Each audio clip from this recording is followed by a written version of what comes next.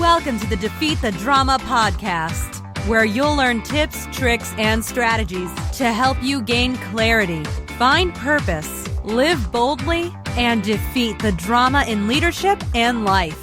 Host Kirsten E. Ross is known to many as the drama-free queen. She is the undisputed expert of transformation. She'll move you from resigned, resentful, and overwhelmed to focused, engaged, and empowered. Welcome to the Defeat the Drama podcast. I'm Kirsten Ross, your host, and this is episode number 27. Thanks so much for listening in. In today's episode, I'm going to be talking about what goes on in your head. Are you encouraging or discouraging? I found this great quote. It's by Robert Kiyosaki, and it's not what you say out of your mouth that determines your life. It's what you whisper to yourself that has the most power.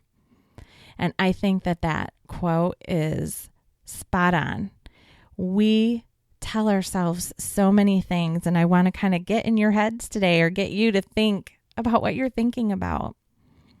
I have to share, I shared in a prior episode a little bit that I was in an abusive marriage for a while, and I've been out for years and life is good, but there are still, the truth is, stories and words and phrases that play in my head that I really have to combat. And that's the thing, it's tough enough, just under normal circumstances, we end up with, am I good enough, or what are they going to think of me, or all those kinds of things. We just have those fears. But, many of us have gone through times, maybe our parents weren't as encouraging as we would have liked, or we've had relationships, or, and we just go through life and we build up for some reason this, reservoir of yuck, the stuff that we say. And so for years in that relationship, I was ironically told that I was a drama queen. So now I'm like the queen of drama free. And I was very often told that I was a failure and a sham.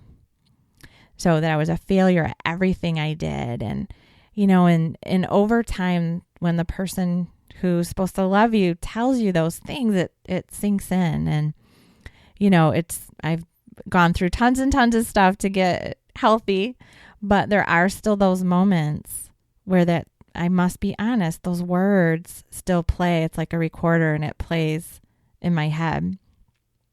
I will tell you, this was a few years ago, but I was asked to speak as a survivor at a luncheon for a domestic abuse shelter in my area. I'm actually on the board now, but this was before I was on the board, and they asked me to speak and share my story. And, I immediately said I don't want to, but I do feel like it's a good idea.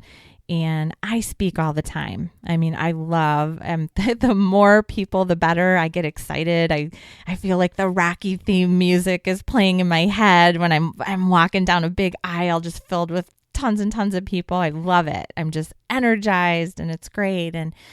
But on that day, getting up in front of, it was around 400 people to share my story, the tape in my head was so loud that I was shaking in my boots. And my heart was just pounding. And the tape that was playing was, "You're a sham." And I really thought, and you're making a big deal out of nothing. And there was this thought in my head of, what if I get up there and everyone who hears this thinks you're a sham? Like, what's the big deal? Now, that's not at all what happened that day. I actually ended up with a standing ovation and people saying that they were holding hands and crying at their table. And so it was kind of a validating moment, but the bigger message for me out of that was the words in our heads aren't always reality. And if they're not serving you, what can you do to overcome? Debilitating is probably too big of a word, but the words in our heads can stop us in our tracks. It can stop us from being who we are made to be, to having tenacity when fear and uncertainty and, or we're beating ourselves up and our self-esteem is lower than it should be, or we minimize our successes and all the things that we've achieved and the difference that we're making. We make ourselves small and we make our lives smaller than it needs to be. So I have a few strategies that I've used and also that I've shared with clients who are struggling with the same thing. So the first thing is to really take time to think about and document the worries, the fears, the thoughts that really stop you in your tracks. And once you have them, begin to create positive phrases to think, say, or read to replace those negative thoughts. And you can call them affirmations if you want, but just those positive phrases. And I encourage you to put them on sticky notes, if that'll help. So I've had clients put them on their bathroom mirrors or on their dashboard in their car, on computer monitors, or somewhere where you're going to see them ongoing. And I'll tell you, sometimes it's very difficult. I've had clients who feel like they are not smart. I want to have them put, I am intelligent. I have great creative ideas. And I want them to let that sink in. And it'll take them months to even be able to write the words on a sticky note. So the whole fake it till you make it thing to overcome the discouraging words that they have about themselves. It's too hard to make it that real. And it's not even that real just because you're writing it on a sticky. So, if you feel like the positive phrases aren't truth, just fake it till you make it. So get them. I know it might take you a little bit of time, but get it out on paper, either typed or written, and put them around. So I'm not asking you to circumvent reality here, or go into denial. So this isn't about, not listening to feedback from your trusted advisors or, if you've been lying to people in your life or hiding some big dark secret. I'm not trying to help you do a better job of that, but I am trying to help you have a more balanced and realistic impression of yourself. So based on what's true, try to see yourself as others do. So that's another thing that you can do. So transform the self-talk to make it work for you rather than against. Think about it. If you had a friend who spent as much time as you spend saying negative things to yourself, how much time would you spend with that quote unquote friend? You probably wouldn't even call them a friend. So get some real friends and have them tell you how they see you. That's really helpful as well. Have them write it. You might, send an email out to 10 people and say, start with, heck, on Facebook, people do it all the time. Put one word that describes me. Even start with something as simple as that. Or send an email out to 10 people and just say, I'm looking for some encouraging words for myself. You don't have to tell them everything, but, and just see what they come up with. And maybe some of those phrases you can use to replace the discouraging words with encouraging words. I also am going to encourage you, and you can find this I'll put a link on the show notes for this episode, and the show notes are at defeatthedrama.com. Then click on podcast site and find the episode 27.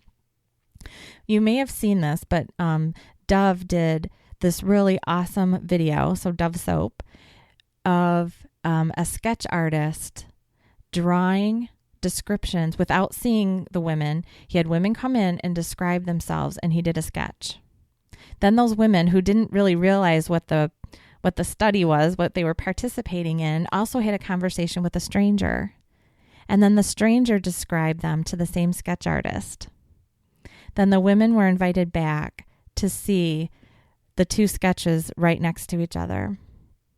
And it's so telling to how we see ourselves is not at all how the world sees us. So I encourage you to go watch that video and see what you take from it. So watch the video, document the discouraging words, phrases, thoughts that you have running through your head. And this isn't a time to figure out why. We all have the whys, but so here you are with the words and the phrases and the things that you say to yourself. And then what do you need to replace those with? Find the opposite. You can stick to reality, but find real truth. Who are you really? And if you're having difficulty with that, reach out to some trusted advisors, close friends, family members, and ask them, what do you see in me? How do you see me? So flip those discouraging words that run through your head with encouraging words so that you can defeat some of the drama that exists within you, remove some of the internal conflict that you have so that you can be who you're made to be and do what you were made to do. So thanks so much for listening. Please, if you haven't subscribed, subscribe, share this podcast with others so that they can find the value too. And my hope is that you'll join me on this mission. I really do want to defeat drama, help us all feel aligned with our objectives, the things that we're trying to make happen in this world, get your team aligned, get our own thoughts aligned so that we can live great and joyful lives. So until next time, make it a great day.